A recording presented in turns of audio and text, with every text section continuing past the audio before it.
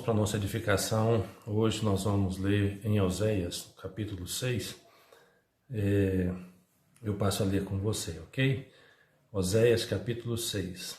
Assim diz: Vinde e tornemos para o Senhor, porque Ele nos despedaçou e nos sarará. Ele fez a ferida e a ligará. Depois de 2 dias nos revigorará. Ao terceiro dia nos levantará e viveremos diante dele. Conheçamos e prossigamos em conhecer o Senhor. Como a alva, a sua vinda é certa. E ele descerá sobre nós como a chuva, como chuva serôdia que rega a terra. Vou parar por aqui a leitura e a gente vai comentando à medida que a gente prosseguir no texto, ok? Eu sei que algumas pessoas preferem não ler os profetas. Há quem diga que os profetas têm palavras duras, uma mensagem pesada, e isso é verdade, meu irmão. Os profetas, eles põem realmente o dedo na face, eles mostram a realidade como ela é. Mas não é só palavra pesada, não. Eu penso que os profetas têm uma mensagem mais profunda, e é a comparação que eu faço com aquele médico, que para curar a doença ele precisa ter um diagnóstico exato e preciso. Assim são os diagnósticos dos profetas. Eles mostram a realidade como ela é e mostram também para os leitores a solução, o remédio, a cura para as nossas enfermidades. No caso aqui, Oséias, ele foi um daqueles profetas que teve uma vida mais marcante. Os seus dias eram de profundo afastamento do Senhor.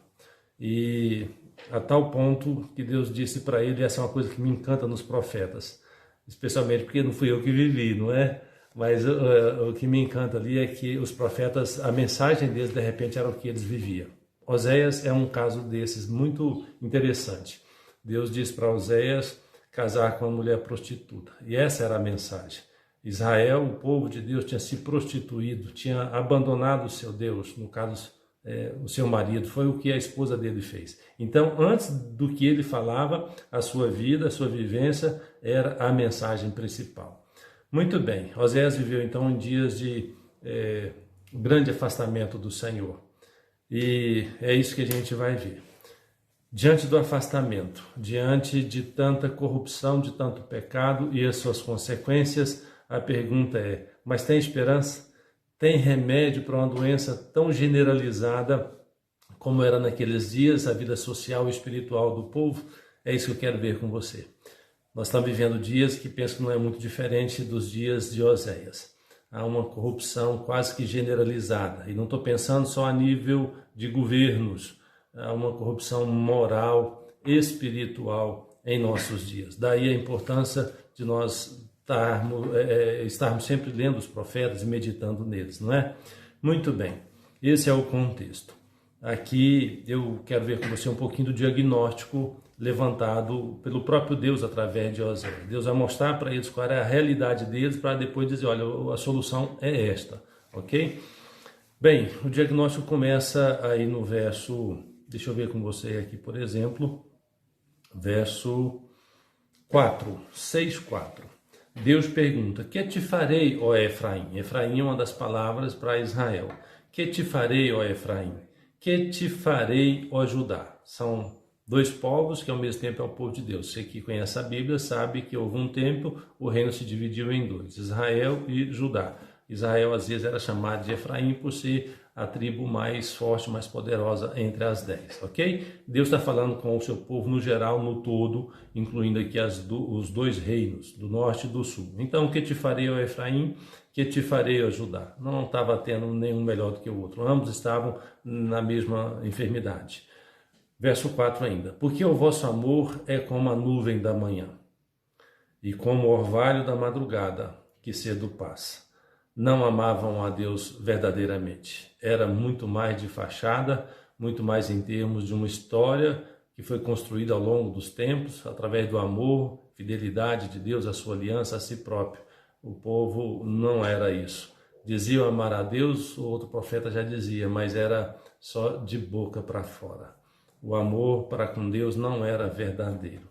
No verso 6, continua aí a doença. Deus diz: Pois misericórdia quero e não sacrifício, e o conhecimento de Deus mais do que holocaustos. O povo tinha uma vida religiosa, mas de fachada. Eles cumpriam os seus deveres como que automaticamente. Levava-se os sacrifícios, os animais para serem sacrificados, mas isso não tinha mudança de vida. O dia a dia era pecaminoso, era uma vida perversa, e mais perversidade acumulava porque pecava conscientemente, levava então um animal para ser sacrificado ao templo, como se tudo isso estivesse resolvido através do sacrifício daquele animal. Era uma religião nominal, um espiritual falso, meus irmãos. Você sabe que isso diante de Deus não tem valor algum. Aliás, complica mais ainda a situação do pecador, não é? Esta era mais uma façanha de Israel, era mais um sintoma da doença grave a que ele estava cometido. No verso 7, mas eles transgrediram a aliança com Adão. Eles se portaram alevosamente contra mim. É Deus falando, mostrando aqui através do profeta a doença do povo. O povo se tornou infiel, quebraram a aliança de Deus. Aliás, não é a primeira vez e nem a única, não é? O povo de Israel sempre quebrando a aliança feita com Deus. Deus renovava a aliança e lá estava o povo de novo quebrando a aliança. Assim tem sido através dos tempos. E Deus mais uma vez diz, olha, eles transgrediram a aliança, não foram fiéis e portaram-se comigo de uma maneira imprudente, uma maneira que não está de acordo com a aliança que foi combinada. No verso 8, você percebe as injustiças. Ele diz, Gileade é a cidade dos que praticam a injustiça, está manchada de sangue. Percebe, irmãos? Isso no meio do povo de Deus, no povo da aliança. Está generalizado, toda a nação está assim. Quebraram a aliança, eram injustos. Eu estou dizendo que estava generalizada porque vai de alto a baixo, vai da sua liderança espiritual e civil até o mais simples dos homens. No verso 9 aponta isso. Como hordas de salteadores que espreitam alguém, assim é a companhia dos sacerdotes, ou a liderança espiritual do povo. Era como aqueles salteadores que espreitavam alguém no caminho para matar no caminho para Siquém, diz aí. Siquém era uma das cidades de refúgio em Israel. Era onde, teoricamente, as pessoas que teriam cometido algum pecado, algum crime, iam ali para se preservar, manter a vida, não ser punido. Mas diz aqui que os sacerdotes estavam no caminho para matar essas pessoas que estavam buscando refúgio, buscando alívio, perdão. Os sacerdotes agiam dessa maneira, praticam abominações, diz aqui o final do verso 9. A liderança corrompida. Mas a liderança civil não era diferente. Os reis, os príncipes também. Há vários textos aqui que mostram isso. Deixa eu ler só um para você aqui, capítulo 7, versos 3 e 4, em relação à liderança civil, diz que com a sua malícia alegram ao rei e com as suas mentiras aos príncipes. São eles todos adúlteros. E por aí vai e mostra a corrupção generalizada do rei, passando pelo sacerdócio e assim vai contaminando a todos. Esse era o contexto do profeta, irmãos, vivendo no meio dessa gente, que supostamente era gente de Deus, era povo de Deus, povo da aliança, mas estava vivendo tal qual os gentios, aos pagãos, a gente que não era conhecedor do que é o nosso Deus. Deixa eu adentrar um pouquinho aqui no verso 10 e ainda no capítulo 11, tá bom? Verso 10 do 6 diz assim: Veja uma coisa horrenda na casa de Israel. Ali está a prostituição de Efraim. Israel está contaminado.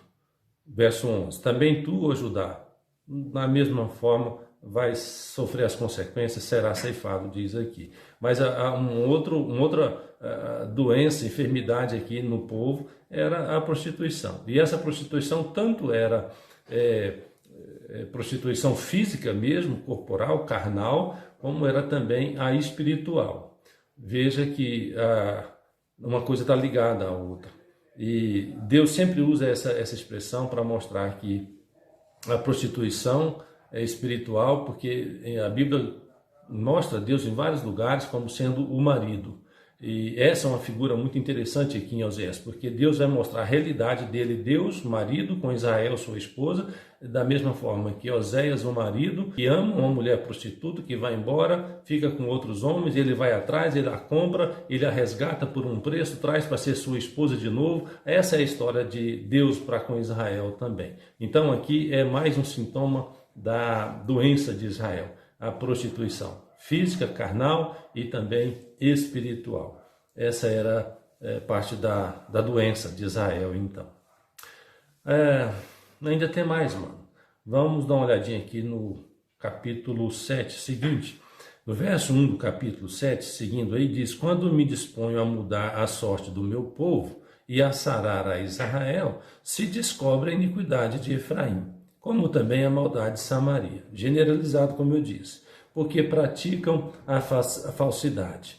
Por dentro há ladrões e por fora rouba a horda de salteadores. Fala de falsidade no final e de roubo, sintomas da doença daquele povo. E repito, dizendo-se povo de Deus. No meio do povo de Deus, no meio da cidade, da nação, acontecia isso. A falsidade, tanto espiritual quanto no dia a dia, no trato uns com os outros, e também o roubo, a roubalheira. No capítulo 4, verso 4, vai lá. Eu já li, todos são adúlteros, fala do adultério, ok? Dos príncipes, ok. Verso 14, deixa eu dar uma olhadinha aqui no verso 14 do capítulo 7. Deus diz, aliás, antes do 14, verso 10, 7, 10. A soberba de Israel abertamente o acusa. Todavia não voltam para o Senhor seu Deus, nem o buscam em tudo isso. Um povo que está doente, mas não busca a solução, não busca o remédio, não busca a cura. Prefere continuar com os sintomas, com a doença, com o sofrimento resultante dela, mas não busca o tratamento eficaz para a sua doença. E Deus está mostrando isso no verso 10. É um povo soberbo, assoberbado, orgulhoso. Nem mesmo para voltar para Deus, para encontrar a cura, o tratamento, nem isso não faz. Não voltam para o Senhor, verso 10. Nem o buscam em tudo isso. Você conhece alguém assim?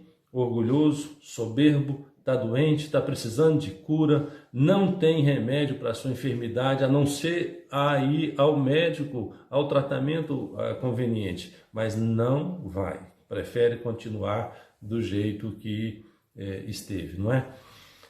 No verso 11 diz que era um povo sem entendimento. Não vou ler todo não, só repetir, você pode acompanhar aí, mas diz que é um povo sem entendimento. No verso 13, Deus diz, fugiram de mim, porque se rebelaram contra mim e falam mentiras contra mim. Olha os sintomas da doença espiritual de Israel. Verso 14, não clamam a mim de coração. Percebe, irmãos, a falsidade, o engano? Verso 14, no finalzinho, diz, contra mim se rebelaram.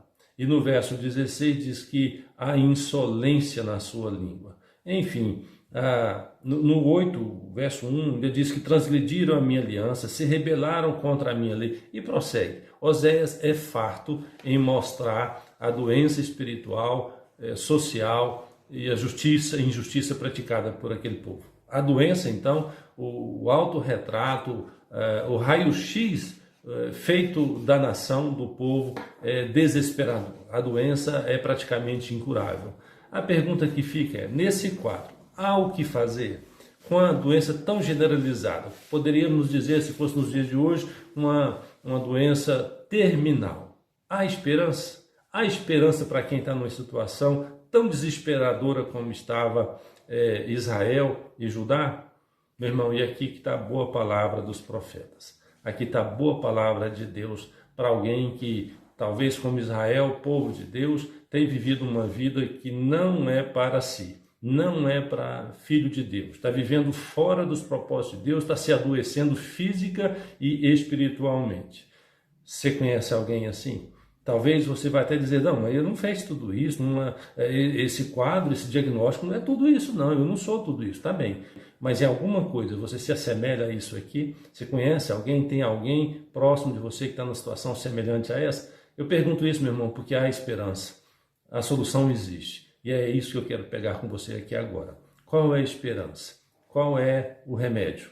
Estão nos versos 1, 2 e 3. O verso 1, Deus mesmo diz que no verso 15, 5:15, ele diz, olha, eu vou me afastar diante de tudo isso, vou ler aqui, tá bom? Verso 15 do capítulo 5, ele diz, ó, irei e voltarei para o meu lugar, isso é Deus falando, até que se reconheçam culpados e busquem a minha face. Deus está sempre dando remédio, tentando dar remédio, pôr remédio na boca dessa gente, eles não querem, eles viram as costas, não buscam a Deus, preferem andar nas suas enfermidades e nela ficar. Então Deus diz, olha, chega um momento eu vou voltar para o meu lugar, até que se reconheçam-se culpados e então busquem a minha face. Estando eles angustiados, sim, quando não tiver mais esperança nos seus negócios, na sua maneira de viver, então me buscarão dizendo. Aí sim, o verso 1, é isso que eu quero pegar com você. A esperança para aquele que está nessa situação de doença física e espiritual, como nós vimos aqui.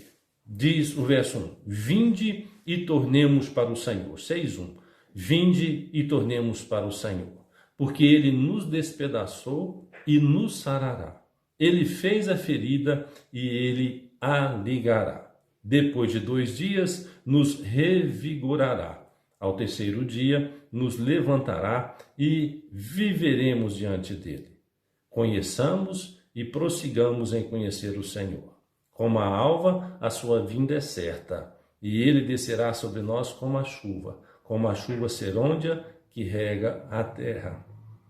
Essa é a esperança. Esse é o remédio.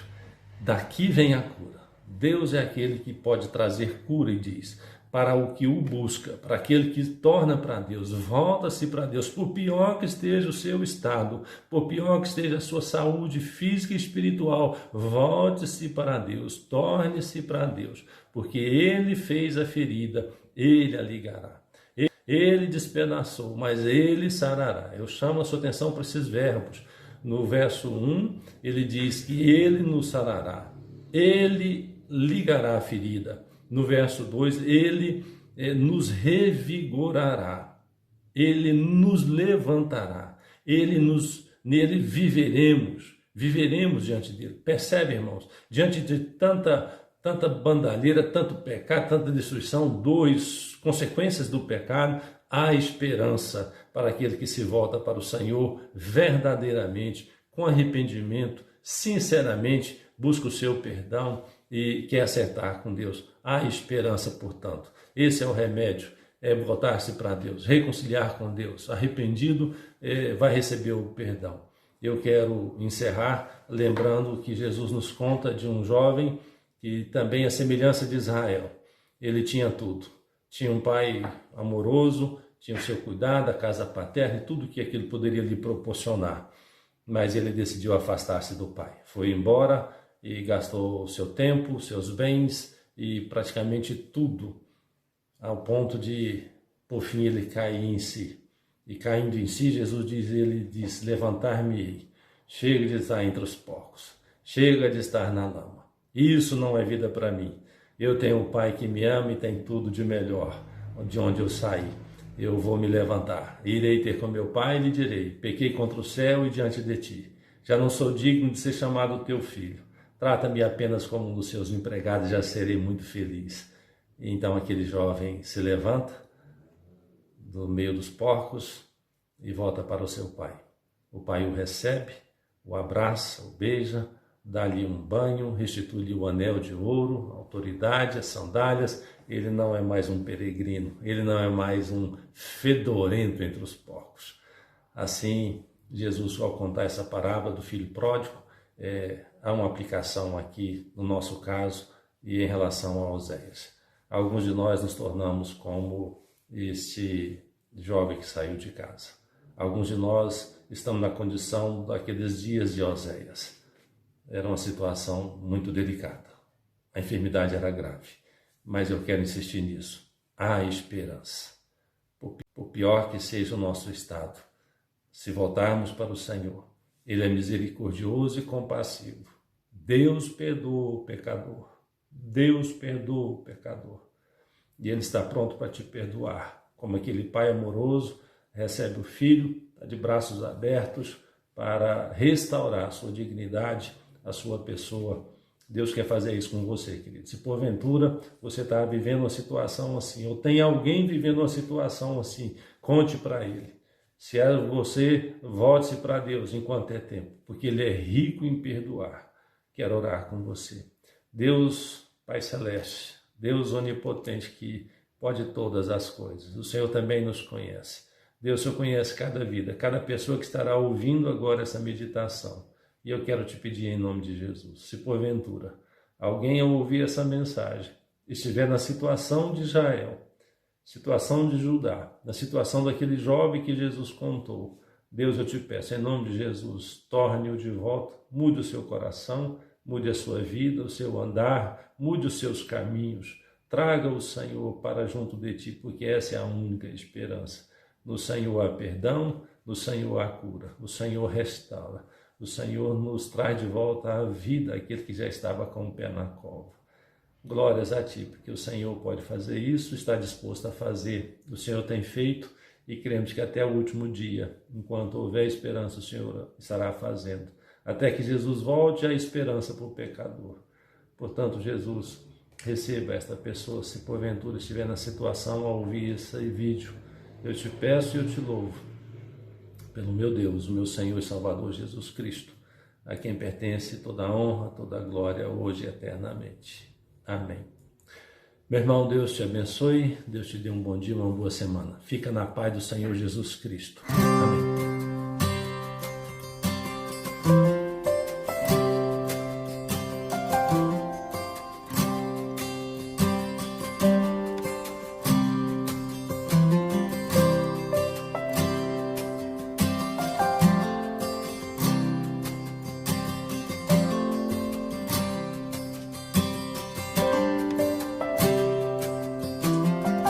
Confesso a ti, Senhor, que fraco eu sou, tão fraco eu sou, mas forte tu és. Eu venho a ti, Senhor, sem nada pra dar, só quero pedir, vem e ajuda-me, ó Deus.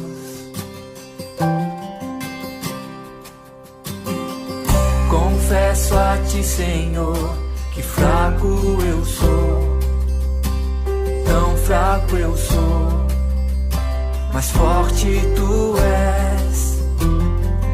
Eu venho a ti, Senhor, sem nada pra dar, só quero pedir, vem e ajuda-me, ó Deus.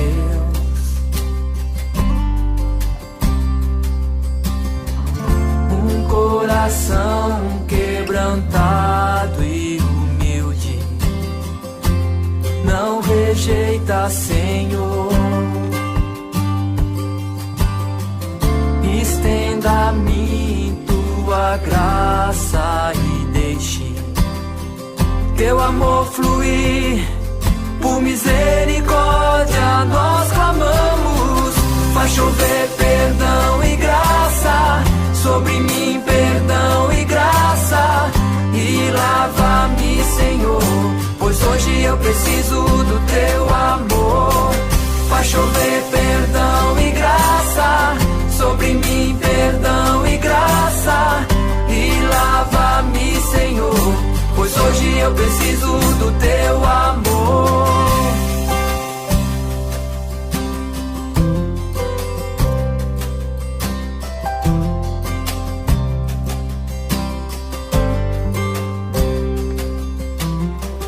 Confesso a ti, Senhor, que fraco eu sou, tão fraco eu sou, mas forte tu és. Eu venho a ti, Senhor, sem nada pra dar, só quero pedir, vem e ajuda-me, ó Deus.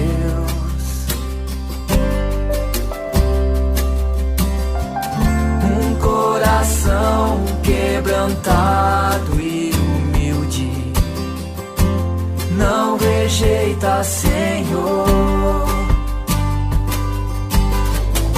Estenda-me tua graça e deixe teu amor fluir, Deus. Por misericórdia nós clamamos. Faz chover perdão e graça sobre mim, perdão e graça, e lava-me, Senhor, pois hoje eu preciso do teu amor. Faz chover perdão e graça sobre mim, perdão e graça, e lava-me, Senhor, pois hoje eu preciso do teu amor. Faz chover perdão e graça sobre mim, perdão e graça, e lava-me, Senhor, pois hoje eu preciso do teu amor. Faz chover perdão